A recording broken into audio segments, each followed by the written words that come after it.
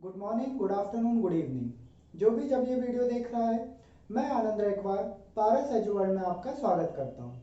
बच्चों, पिछली क्लास में हम लोगों ने बाजार के स्वरूप मतलब बाजार के वर्गीकरण को स्टार्ट किया था और उस टॉपिक में हमने जाना कि बाजार का जो वर्गीकरण है वो मेनली तीन पार्ट्स में डिवाइड है, मतलब तीन भाग हैं उसके।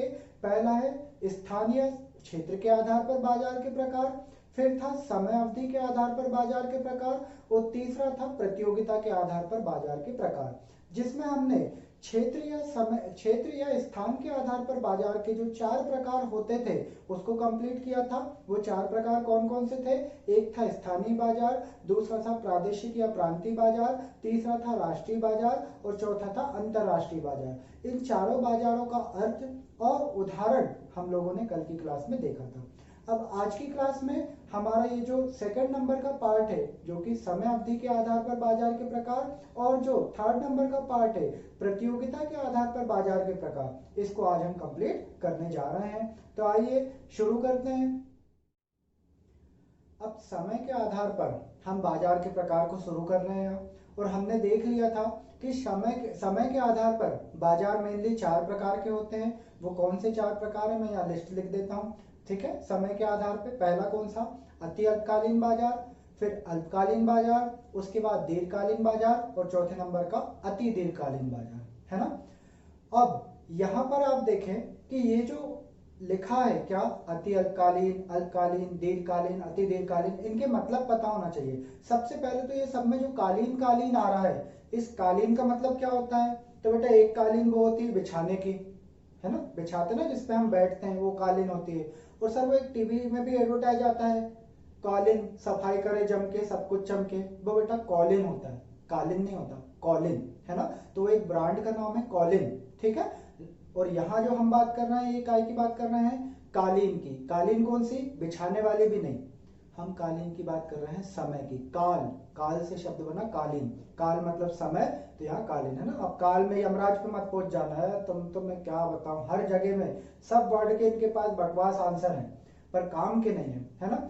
तो जो मैं कालीन की बात कर रहा हूं, उस कालीन का मतलब सफाई वाला कालीन भी नहीं है, उस कालीन का मतलब बिछाने वाला कालीन भी नहीं है, उस कालीन का मतलब जो बना है वो शब्द से बना है काल से, और काल का मतलब होता है समय। आपने पढ़े है ना अंग्रेजी में, वो तीन टाइप के सेंटेंस होते हैं, वर्तमान काल, भूतकाल, भविष्य काल। तो क्या है वो? काल यानी समय, मतलब वर्तमान का समय, भविष्य का समय, भूत का समय, है ना, मतलब पास्ट। तो वही काल से शब्द बना है कालीन, और कालीन का मतलब समय, इसीलिए तो हम समय के आधार पर देख रहे हैं इनको। ठीक है, अब बात करते हैं, देखो वर्ड आएंगे इसमें, जो और वर्ड है वो है अल्प और दीर्घ। अल्प का मतलब क्या होता है? छोटा या कम, और दीर्घ का मतलब होता है बड़ा या ज्यादा। तो अल्पकालीन यानी कम समय, दीर्घकालीन यानी ज्यादा समय। और अब हमारे को देखो, अल्पकालीन यानी कम समय मैंने बोल दिया, दीर्घकालीन यानी मैंने ज्यादा समय बोल दिया, लेकिन एक अति अल्पकालीन भी है और एक अति दीर्घकालीन भी है। तो अब अति का मतलब क्या होता है? जब कोई चीज आवश्यकता से अधिक हो जाए तो हम उसके लिए क्या वर्ड यूज करने लगते हैं? अति। मतलब बोलते ना, चल बस ज्यादा मत करो, अब अति हो रही है। तो उस अति का मतलब क्या होता है? जब कोई चीज एक लिमिट से ज्यादा होने लगे तो उसे हम क्या बोलते हैं? अति। तो अति मतलब ज्यादा। तो अब देखो यहाँ पे एक बोल रहा है क्या, एक तो अल्पकालीन मतलब कम समय, और एक अति अल्पकालीन तो मतलब बहुत ही कम समय, ज्यादा मतलब बहुत, तो बहुत ही कम समय। तो एक अल्पकालीन यानी कम समय और अति अल्पकालीन यानी बहुत ही कम समय। एक है दीर्घकालीन मतलब ज्यादा समय, और अति दीर्घकालीन यानी बहुत ज्यादा समय। तो इस तरह से समय के आधार पर हमारे ये चार टाइप बने। एक में बहुत ही कम समय, कम समय, ज्यादा समय, बहुत ज्यादा समय। इस तरीके से हमारे चार प्रकार बनाए गए हैं। अब ये जो बार बार वर्ड यूज कर रहे हैं समय समय, ये किसके समय की बात कर रहा है भाई? कौन से समय की बात कर रहा है? तो ये बात कर रहा है विक्रेता के पास के समय की। विक्रेता के पास के समय का मतलब क्या है कि अगर कोई मांग बढ़ जाए बाजार में, तो मांग की पूर्ति कौन करते हैं? पूर्तिकर्ता यानी विक्रेता। तो विक्रेता को आप कितना समय दे रहे हो? अति अल्पकालीन बहुत ही कम समय दे रहा हूं, अल्पकालीन कम समय दे रहा हूं, दीर्घकालीन ज्यादा समय दे रहा हूं, अति दीर्घकालीन बहुत ज्यादा समय दे रहा हूं। तो विक्रेता को कितना समय दे रहे हो, उस आधार पर ये बाजार के प्रकार हैं। अभी लिखना कुछ नहीं है ना, कुछ भी नहीं लिखना है। जब मैं बोलूंगा ये लिख लो तब लिखना, अभी केवल समझना है, क्योंकि ये बाजार के प्रकार या तो बहुत अच्छे से समझ जाएगा एक ही बार में, या फिर ये समझ ही नहीं आएगा, आपको रटना पड़ेगा। समझे? तो मैं अभी जो बोल रहा हूँ आपको कुछ भी नहीं लिखना है, सब मैं लिखवाऊंगा। अभी बस आपको समझना है, क्योंकि मैं यहाँ पर अब एक एग्जाम्पल रखूंगा जिससे हमें ये चारों प्रकार के बाजार एक ही बार में समझ आ जाएंगे। ठीक है? चलो, तो लिखने पे नहीं, आपको समझने पे फोकस करना है। तो देखो, एक तरफ मैं रख रहा हूं मांग और दूसरी तरफ मैं रख रहा हूं पूर्ति। पूर्ति किसके द्वारा? विक्रेता के द्वारा, है ना। और मांग में आप देखो, चारों प्रकार के बाजार के सामने मैंने मांग कितनी रख दी है? 10% बढ़ती हुई रखी। एरो ऊपर जा रहा ना, मतलब ये क्या बता रहा है? 10% मांग बढ़ गई है। तो बात ये आ रही है कि अगर मांग बढ़ जाती है, एक एक करके सिचुएशन देखेंगे, वो तो चारों मैंने एक साथ लिख दिए कि चारों बाजार में अगर मांग 10% बढ़ रही है तो विक्रेता को कितना समय दे रहे हो, क्योंकि विक्रेता के पास ही ये समय की बात ये बाजार कर रहे हैं। तो देखो, पहले नंबर की कंडीशन है जब मांग 10% बढ़ गई, और बाजार कौन सा है? अति अल्पकालीन। अति अल्पकालीन मतलब अति अल्प, अल्प तो वैसे ही कम होता है, और अति अल्प यानी बहुत ही कम, इतना कम बिल्कुल ना के बराबर। तो अति अल्पकालीन बाजार मतलब ऐसा बाजार जब मांग अगर बढ़ जाए तो जो पूर्ति है, तो पूर्ति कौन करता है? पूर्ति करता है यानी विक्रेता। विक्रेता के पास अति अल्पकाल है। अति अल्पकाल यानी बहुत ही कम समय, बहुत ही कम समय या ना के बराबर समय, कि उसके पास इतना कम समय है, मतलब ना के बराबर ही समय है, समझ लो कि वस्तु की मांग बढ़ने पर वो वस्तु की पूर्ति को बढ़ा ही नहीं पा रहा। देखो, पूर्ति के सामने क्या लगा है? कटम फिट का निशान। यानी अगर डिमांड एकदम से बढ़ गई मार्केट में, उसकी वस्तु की डिमांड बढ़ गई, तो विक्रेता के पास इतना समय ही नहीं है कि वो वस्तु की पूर्ति को थोड़ा सा भी बढ़ा सके। तो ऐसा बाजार कहलाता है हमारा अति अल्पकालीन बाजार। तो अति अल्पकालीन बाजार मतलब ऐसा बाजार हुआ जहां पर यदि वस्तु की मांग बढ़ जाए तो विक्रेता के पास इतना कम समय होता है, इतना कम, अति अल्पकालीन ना, बहुत कम, इतना कम समय होता है कि मांग बढ़ने पर वस्तु की पूर्ति को वो बढ़ा ही नहीं सकता, जरा सी भी नहीं बढ़ा सकता। कि मांग मतलब डिमांड 10% बढ़ गई तो सप्लाई वो 1-2% तो बढ़ा सके ना, टाइम ही नहीं दिया ना भाई आपने उसको, इतना कम समय। तो ऐसा बाजार कौन सा कहलाएगा? आपका अति अल्पकालीन बाजार कहलाएगा। ठीक है? अभी लिखो मत, सब लिखवाऊंगा मैं, अभी बस समझो। दूसरे नंबर की आप कंडीशन देख रहे हैं हम, अल्पकालीन बाजार। अब अल्पकालीन बाजार क्या बता रहा है? तो यहां पर देखो, अगर मांग बढ़ गई तो दूसरा कौन सा है? अल्पकालीन। अल्पकाल मतलब कम समय। अति अल्पकाल यानी बिल्कुल ही कम समय, ना के बराबर, पर अल्पकाल यानी कम समय, यानी समय मिला कम मिला। ठीक है?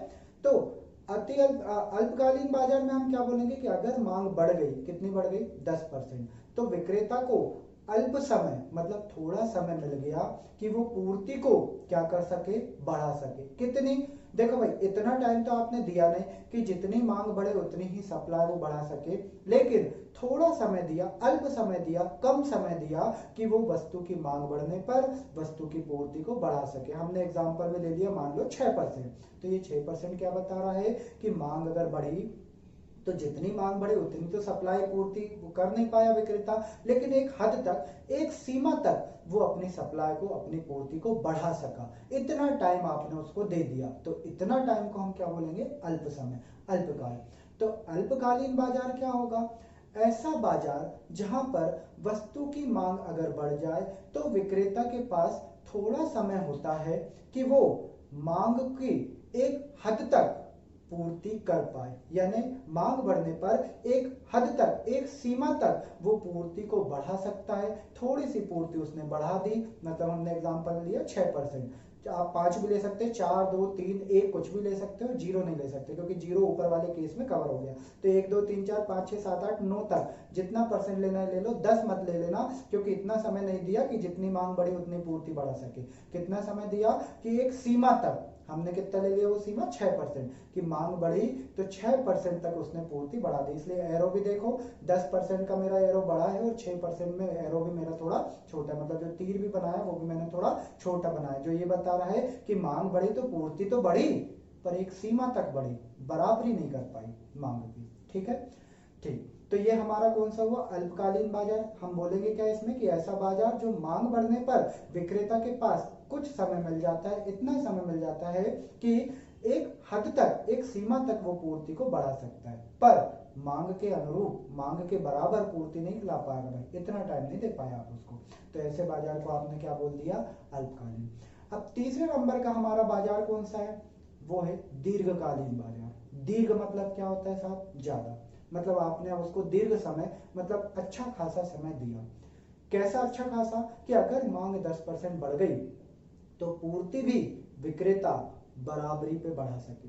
यानी अगर 10% मांग बढ़ गई तो 10% ही वो पूर्ति भी बढ़ा सकता है, यानी मांग के अनुरूप विक्रेता पूर्ति भी बढ़ा सकता है। इतना अधिक समय अगर विक्रेता को मिल जाए, इतना दीर्घ समय अगर विक्रेता को मिल जाए, तो ऐसे बाजार को हम बोलेंगे दीर्घकालीन बाजार। मतलब मांग के अनुरूप जब पूर्ति को बढ़ाया जा सके, इतना पर्याप्त समय एक विक्रेता को मिल जाए, तो ऐसा बाजार क्या कहलाएगा, आपका दीर्घकालीन बाजार। नाम ही दीर्घकालीन, यानी पर्याप्त समय मिलेगा। तो इसमें हम क्या बोलेंगे कि दीर्घकालीन बाजार एक ऐसा बाजार है जहां पर वस्तु की मांग बढ़ने पर विक्रेता के पास पर्याप्त समय होता है कि वो वस्तु की पूर्ति को मांग के अनुरूप, मांग के अनुरूप यानी मांग के बराबर पूर्ति बढ़ा सके। तो ऐसे बाजार को हम क्या बोल देंगे, दीर्घकालीन बाजार बोल देंगे, है ना। इसीलिए आप देखो 10% मांग है, 10% ही पूर्ति है, मतलब दोनों के तीर भी एग्जैक्ट बराबर हैं, 10-10%। और चौथे नंबर की हम बात करें तो चौथा क्या भैया, अति दीर्घकालीन।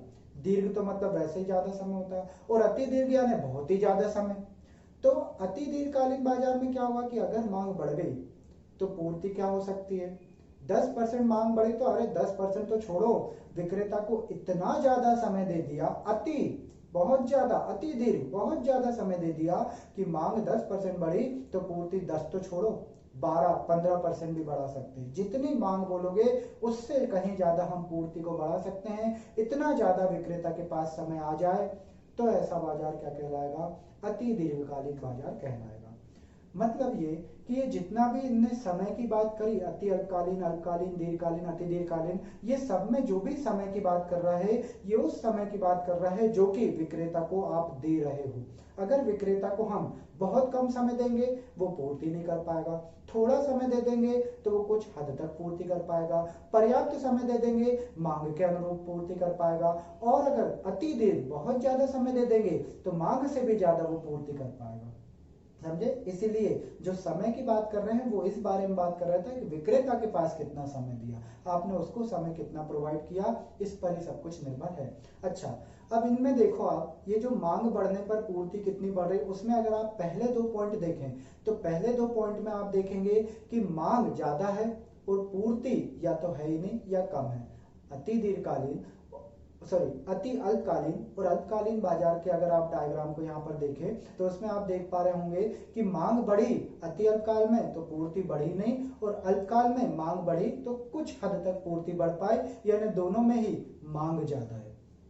तो इसका मतलब ये हुआ कि अति अल्पकालीन बाजार हो या अल्पकालीन बाजार हो, दोनों बाजारों में मांग शक्ति ही ज्यादा प्रभावी होती है, मतलब मांग शक्ति ज्यादा शक्तिशाली होती है। कब, अति अल्पकालीन और अल्पकालीन बाजार में। क्यों, क्योंकि पूर्ति उसकी बराबरी ही नहीं कर पा रही, आगे बढ़ने की तो बात छोड़ दो। लेकिन जो दीर्घकालीन और अति दीर्घकालीन बाजार है, इनमें आप देखो जितनी मांग है उसकी बराबरी पूर्ति ने कर ली, और अति दीर्घकाल में तो बराबरी छोड़ो, मांग से आगे निकल गई पूर्ति। यानी दोनों ही कंडीशन में विक्रेता के पास इतना समय होता है कि मांग जितनी बढ़ी उसके बराबर पूर्ति या उससे ज्यादा भी पूर्ति वो कर सकता है। मतलब पूर्ति किसी भी हाल में मांग को टक्कर दे सकती है और बल्कि उससे ज्यादा ही हो सकती है। इसीलिए दीर्घकालीन बाजार और अति दीर्घकालीन बाजार दोनों में पूर्ति शक्ति अधिक प्रभावी होती है, पूर्ति शक्ति ज्यादा ताकतवर होती है। यानी अगर अति अल्पकालीन और अल्पकालीन बाजार है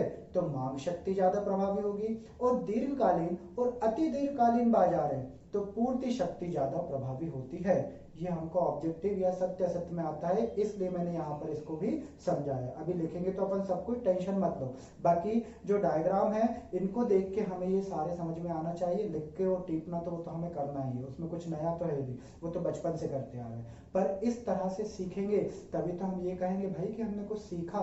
अगर लिख के ही अपन पढ़ते रहे, वही मैंने कितनी बातें सुनाई थी इस चक्कर में कि लिख लिया याद कर लिया तो आप मेमोरी कार्ड हो ना कि कंप्यूटर। और आपको कंप्यूटर बनना है, मतलब खुद का दिमाग चलना चाहिए तो कंप्यूटर हो। दिमाग में आया और वापस निकाल दिया तो वो तो मेमोरी कार्ड जैसा काम हो गया। तो हमें मेमोरी कार्ड नहीं बनना है, हमें कंप्यूटर वाले गुण लाना है, तभी तो हम मनुष्य कहलाएंगे भाई, है ना। क्योंकि दिमाग चलेगा तो मनुष्य, नहीं तो फिर मेमोरी कार्ड बन के रह जाओ। चलो तो एक बार फिर से शॉर्ट में देख लेते हैं, क्योंकि उसके बाद जब मैं मीनिंग लिखूंगा तो मैं समझाऊंगा नहीं। अति अल्पकालीन बाजार मतलब ऐसा बाजार कि मांग बढ़ने पर विक्रेता के पास इतना कम समय है, समय ही नहीं है बल्कि, कि पूर्ति को वो कुछ भी बढ़ा सके। अल्पकालीन बाजार यानी ऐसा बाजार जहां मांग बढ़ने पर कुछ हद तक, कुछ सीमा तक पूर्ति को बढ़ाया जा सकता है। दीर्घकालीन बाजार यानी ऐसा बाजार जहां मांग बढ़ने पर विक्रेता के पास पर्याप्त समय है कि वो पूर्ति को बढ़ा सके। और अति दीर्घकालीन बाजार यानी ऐसा बाजार जहां मांग बढ़ने पर विक्रेता के पास बहुत ही अधिक समय है कि वो पूर्ति को मांग के बराबर या मांग से ज्यादा भी बढ़ा सकता है। ये हमारा अति दीर्घकालीन बाजार हो गया, ठीक है। अब चारों को ये सब हटाते हैं, चारों का हम मीनिंग लिखते हैं। सबसे पहले अति अल्पकालीन और अल्पकालीन बाजार, फिर दीर्घकालीन और अति दीर्घकालीन बाजार। सब में देखें अपन, सबसे पहले अति अल्पकालीन बाजार में हम क्या लिखेंगे, हम लिखेंगे ऐसा बाजार जहां पर वस्तु की मांग बढ़ने पर विक्रेता के पास इतना कम समय होता है कि वस्तु की पूर्ति को बिल्कुल भी ना बढ़ाया जा सके, तो ऐसे बाजार को अति अल्पकालीन बाजार कहते हैं। नोट में लिखा है क्या, इस बाजार में या अति अल्पकालीन बाजार में मांग शक्ति अधिक प्रभावी होती है। अल्पकालीन बाजार में हम क्या बोलेंगे कि ऐसा बाजार जहां पर वस्तु की मांग बढ़ने पर विक्रेता के पास कुछ समय, थोड़ा समय होता है कि वो कुछ हद तक, कुछ सीमा तक, ये वर्डिंग जरूर आनी चाहिए भाई, कुछ हद तक, कुछ सीमा तक पूर्ति को बढ़ा सके, तो ऐसा बाजार क्या कहलाएगा, ऐसा बाजार अल्पकालीन बाजार कहलाएगा। नो, अति अल्पकालीन बाजार में भी मांग शक्ति अधिक प्रभावी होती है। ये सब नोट आपको एग्जाम में भी लिखने हैं जब भी ऐसा पूछे, ठीक है। वो डायग्राम जो अभी अपन ने बनाए थे पहले, वो अगर आपको बनाना है इनके साथ साथ जिसका जो बाजार है तो वो बना लेना। बाकी डायग्राम के नंबर नहीं मिलते हैं, नंबर मिलते हैं मीनिंग के। डायग्राम तो हमारे प्रेजेंटेशन को अच्छा बनाता है, ठीक। पर आप सोचो मैंने तो डायग्राम बना दिए, एग्जामिनर समझ लेगा, तो नहीं। डायग्राम इंपॉर्टेंट नहीं होते, इंपॉर्टेंट मीनिंग होती है। मीनिंग लिखो फिर डायग्राम बनाना आपकी मर्जी। अगर आप चाहते हो आपका आंसर बहुत अच्छा दिखे तो डायग्राम बनाओ, अदरवाइज कोई बात ही नहीं। चलो, तो अल्पकालीन बाजार आप लिख लोगे। उसके बाद हम आ जाते हैं दीर्घकालीन बाजार। इसमें हम क्या लिखेंगे, ऐसा बाजार जहां वस्तु की मांग बढ़ने पर विक्रेता के पास पर्याप्त समय होता है, यहाँ पर्याप्त वर्ड आना कंपलसरी है, पर्याप्त समय होता है कि वो पूर्ति को मांग के अनुरूप, ये वर्डिंग भी, मांग के अनुरूप बढ़ा सके, तो ऐसे बाजार को हम क्या बोलेंगे, दीर्घकालीन बाजार बोलेंगे। मतलब ऐसा बाजार मांग बढ़ी तो मांग के अनुरूप पूर्ति भी बढ़ जाए, ऐसे बाजार को दीर्घकालीन बाजार। नोट में क्या लिखा है कि दीर्घकालीन बाजार में कौन सी शक्ति प्रभावी होती है, पूर्ति शक्ति प्रभावी होती है। और चौथे नंबर का पॉइंट देखो, चौथे नंबर का जो हमारा पॉइंट है क्या लिखा है उसमें लिखा है हमारा अति दीर्घकालीन बाजार। इसमें हम क्या बोलेंगे कि अति दीर्घकालीन बाजार यानी ऐसा बाजार जहां मांग बढ़ने पर विक्रेता के पास बहुत अधिक बल्कि अत्यधिक समय होता है कि वो मांग के अनुसार या मांग से भी ज्यादा पूर्ति को बढ़ा सके, तो ऐसे बाजार को हम दीर्घकालीन बाजार कहते हैं। इसमें मांग और पूर्ति दोनों ही साथ साथ परिवर्तित होते रहती है, कोई भी आगे पीछे नहीं होता। नोट में क्या लिखेंगे, नोट में लिखेंगे कि अति दीर्घकालीन बाजार में भी पूर्ति शक्ति अधिक प्रभावी होती है, ठीक है। अब ये जो मैंने लिखा हूं ना, मांग शक्ति अधिक प्रभावी होती है, पूर्ति शक्ति अधिक प्रभावी होती है, ये याद रखना है ना। तो याद रखने का क्या तरीका, अगर अल्पकालीन है, चाहे वो अति हो चाहे अति ना हो, अति अल्पकालीन हो चाहे अल्पकालीन हो, कैसी भी कंडीशन हो, अल्पकालीन है ना, अल्प वर्ड लगाए साथ में, मतलब कि उसमें मांग शक्ति प्रभावी होगी। और दीर्घ वर्ड लगाए, चाहे वो दीर्घकालीन हो या अति दीर्घकालीन हो, तो वहां पर पूर्ति शक्ति अधिक प्रभावी होगी। ऐसे आपको ध्यान में रखना है, ठीक है भाई। तो ये हमने क्या देखे, ये हमने देखे समय के आधार पर बाजार के प्रकार। अगर आपने वो एग्जाम्पल डायग्राम वाला अच्छे से समझ लिया तो यहाँ फिर आपको दिक्कत नहीं आनी। बस लिखने में हमको थोड़ा सोचना पड़ता है, वो लैंग्वेज का मैं मानता हूँ कि इशू होगा, लेकिन समझने की बात करें तो वो डायग्राम से ही आपको अच्छे समझ आएगा। वो डायग्राम जरूर देखना जो अब भी जस्ट मैंने समझाया तीर बना के, ठीक है। चलो, ये तो हमने देख लिया समय के आधार पर। अब हम आते हैं किस पर, प्रतियोगिता के आधार पर बाजार के प्रकार। और प्रतियोगिता के आधार पर जो बाजार के प्रकार हैं उनकी हमने 3 कैटेगरी बनाई थी। एक तो पूर्ण प्रतियोगिता बाजार, फिर अपूर्ण प्रतियोगिता बाजार और उसके बाद एकाधिकार बाजार। है ना। ऐसे तीन प्रतियोगिता के आधार पर हमने बाजार का वर्गीकरण किया था कि प्रतियोगिता के आधार पर तीन हो गए, पूर्ण प्रतियोगिता, अपूर्ण प्रतियोगिता और एकाधिकार। अब मैं इसमें लिखवा तो रहा हूं, मैं बोल के भी बताऊंगा, पर ये तीनों बाजारों को मैं नहीं समझाऊंगा, क्योंकि ये जो तीन बाजार आप देख रहे हैं, ये तीनों बाजार अपने आने वाले तीन चैप्टर हैं, पूर्ण, अपूर्ण और एकाधिकार। ऐसे तीन हमारे अलग अलग चैप्टर बनेंगे, वहां हम इनको बहुत डिटेल में समझेंगे। यहाँ तो बस मैं बतौर फॉर्मेलिटी इनको लिखवा रहा हूँ, क्योंकि बाजार का वर्गीकरण हम पढ़ रहे हैं तो उसमें ये प्रकार भी आ रहे हैं, इसलिए मुझे यहाँ पर उनका छोटा सा मीनिंग लिखवाना पड़ रहा है। बाकी जो मेन मीनिंग है, मेन विशेषता है, सारी चीजें तो हम इनके नाम के साथ जो चैप्टर आ रहे हैं उसमें डिटेल में पढ़ने वाले हैं, ठीक है। फिर भी मैं यहाँ थोड़ा सा लिखवा देता हूँ। उसमें क्या, पूर्ण प्रतियोगिता वाला बाजार में आप क्या लिखना, आप लिखना ऐसा बाजार जिसमें पूर्ण प्रतियोगिता पाई जाती है, पूर्ण प्रतियोगिता का बाजार कहलाता है। अपूर्ण प्रतियोगिता में क्या लिख दोगे, ऐसा बाजार जिसमें पूर्ण प्रतियोगिता का अभाव होता है, मतलब पूर्ण प्रतियोगिता नहीं पाई जाती, पूर्ण नहीं पाई जा रही तो अपूर्ण प्रतियोगिता हो गई, तो ऐसा बाजार अपूर्ण प्रतियोगिता हो गया। और एकाधिकार में क्या बोल देंगे, ऐसा बाजार जिसमें केवल एक ही विक्रेता का अधिकार हो, नाम ही लगा एकाधिकार, यानी एक अधिकार मतलब एक विक्रेता का अधिकार। तो ऐसा बाजार जिसमें केवल एक ही विक्रेता होता है, उस एक ही विक्रेता का पूरे बाजार पे अधिकार होता है, तो ऐसे बाजार को हम बोलते हैं क्या, एकाधिकार वाला बाजार। सर उदाहरण और दे दो, नहीं उदाहरण नहीं दूंगा, सब मैं आपको बोला ना चैप्टर में समझाऊंगा, यहाँ केवल फॉर्मेलिटी निभा रहा हूँ, इसलिए यहाँ केवल आप लिख लो, आपको समझना है ही नहीं, मैं समझाऊंगा तब ना, मैं समझाऊंगा नहीं तो आप समझोगे क्या, है ना। तो मैंने जो मीनिंग लिखा उसको बस लिखना, पूर्ण प्रतियोगिता यानी ऐसा बाजार जिसमें पूर्ण प्रतियोगिता पाई जाए, अपूर्ण प्रतियोगिता यानी ऐसा बाजार जहां अपूर्ण प्रतियोगिता पाई जाए या पूर्ण प्रतियोगिता का अभाव हो, पूर्ण प्रतियोगिता ना पाई जाए, और एकाधिकार मतलब ऐसा बाजार जहां केवल एक ही विक्रेता का अधिकार हो, पूरा बाजार उसी के नियंत्रण में होता है, उस एक विक्रेता के नियंत्रण में हो, तो ऐसे बाजार को आप क्या बोल दोगे, एकाधिकार बाजार बोल दोगे। ये हमने समझा नहीं, लिख लिया क्या, प्रतियोगिता के आधार पर बाजार के प्रकार। अब ये जो सारे प्रकार हैं, ये तीन जो प्रकार है मेन, पूर्ण, अपूर्ण और एकाधिकार, ये हम कल की क्लास से समझना स्टार्ट करेंगे, क्योंकि कल की क्लास में जो है हमारा नया चैप्टर स्टार्ट होगा जिसका नाम होगा पूर्ण प्रतियोगिता एवं पूर्ण प्रतियोगिता में कीमत निर्धारण। यानी पूर्ण प्रतियोगिता क्या होती है और पूर्ण प्रतियोगिता बाजार में कीमत किस तरह निर्धारित होती है, ये हम कल की क्लास वाले चैप्टर में स्टार्ट करेंगे। तो तब तक के लिए bye bye to all of you, thank you so much.